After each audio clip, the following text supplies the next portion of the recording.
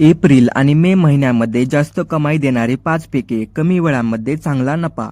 नमस्कार मित्रांनो, आपल्या सर्वांचं आपल्या चॅनलमध्ये आदित्य मराठी अपडेटमध्ये स्वागत आहे. मित्रांनो, आजचा व्हिडिओ खूप खास आणि खूप उपयोगी असणार आहे, कारण आज आपण अशा 5 पिकांबद्दल माहिती पाहणार आहोत जी एप्रिल आणि मे महिन्यामध्ये घेतली तर चांगला फायदा मिळू शकतो.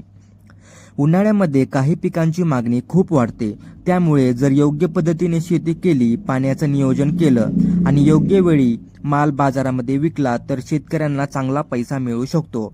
पण मित्रांनो, एक गोष्ट लक्षात ठेवा, इंटरनेटवर अनेक लोक 35 दिवसामध्ये लाखोंची कमाई असं सांगतात, पण प्रत्यक्षात शेतीमध्ये मेहनत, योग्य माहिती आणि बाजारभाव खूप महत्त्वाचा असतो. त्यामुळे आजच्या व्हिडिओमध्ये मी तुम्हाला फक्त खरी आणि उपयोगी माहिती सांगणार आहोत. म्हणून हा व्हिडिओ शेवटपर्यंत नक्की बघा, कारण शेवटी मी काही महत्त्वाच्या गोष्टी पण सांगणार आहे ज्या प्रत्येक शेतकऱ्याला माहिती असायला हव्यात.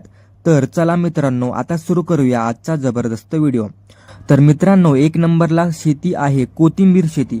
मित्रांनो, उन्हाळ्यामध्ये कोथिंबीरीची मागणी खूप जास्त असते. हॉटेलमध्ये, घरामध्ये आणि बाजारामध्ये रोज कोथिंबीर लागते, त्यामुळे हे पीक चांगला फायदा देऊ शकतो. कोथिंबीरचं पीक कमी वेळामध्ये तयार होते, साधारणतः 30 ते 40 दिवसांमध्ये हे पीक तयार होऊ शकते. त्यामुळे अनेक शेतकरी हे पीक घेतात. या पिकासाठी माती भुसभुशीत असणं खूप गरजेचं आहे. वेळेवर पाणी दिलं तर पीक चांगलं वाढतं आणि उन्हाळ्यामध्ये जास्त ऊन असतं, त्यामुळे सुरुवातीला मित्रांनो थोडी काळजी घ्यावी लागते. जर बाजारभाव चांगला मिळाला तर छोट्या जागेतूनही चांगला फायदा होऊ शकतो. मित्रांनो 2 नंबरला आहे कलिंगड शेती. मित्रांनो, उन्हाळ्यामध्ये सुरू झाला की कलिंगडाची मागणी खूप वाढते, कारण गरमीमध्ये लोक जास्त प्रमाणात कलिंगड खातात. कलिंगडामध्ये पाण्याचं प्रमाण जास्त असतं, त्यामुळे उन्हाळ्यामध्ये त्याची विक्री खूप जास्त होते. जर योग्य पद्धतीने लागवड केली आणि वेळेवर खत आणि पाणी दिलं तर चांगलं उत्पादन मिळू शकतं. या पिकामध्ये कीड नियंत्रण खूप महत्त्वाचं असतं.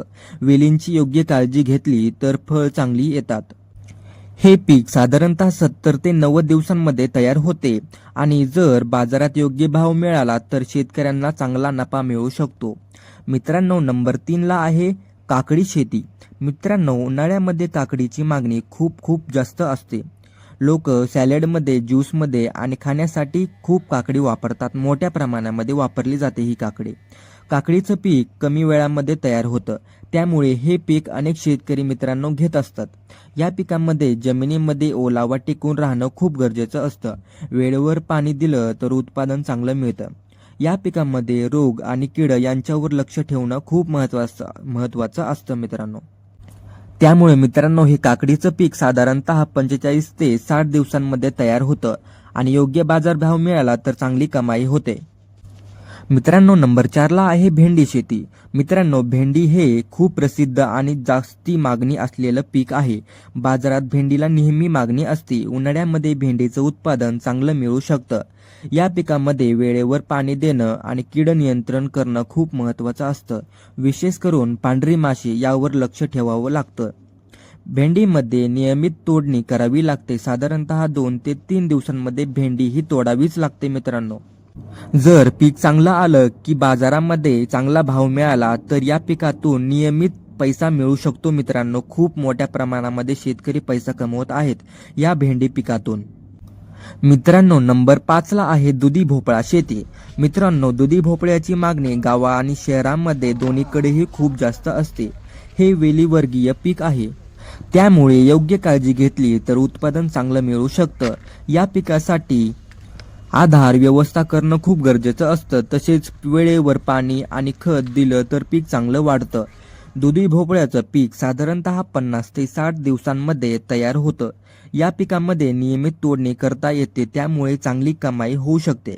महत्त्वाची गोष्ट मित्रांनो पहा. मित्रांनो, कोणतंही पीक घेण्यापूर्वी आपल्या भागातील हवामान, पाण्याची व्यवस्था, बाजारभाव आणि जमिनीचा प्रकार नक्की पहा. फक्त सोशल मीडियावर व्हिडिओ पाहून लगेच शेती सुरू करू नका. आधी पूर्ण माहिती घ्या आणि मगच निर्णय घ्या. योग्य नियोजन आणि योग्य मेहनत केली तर शेतीमध्ये चांगला फायदा मिळू शकतो. तर मित्रांनो, आज आपण एप्रिल आणि मे महिन्यात चांगला फायदा देणारी 5 पिके पाहिली.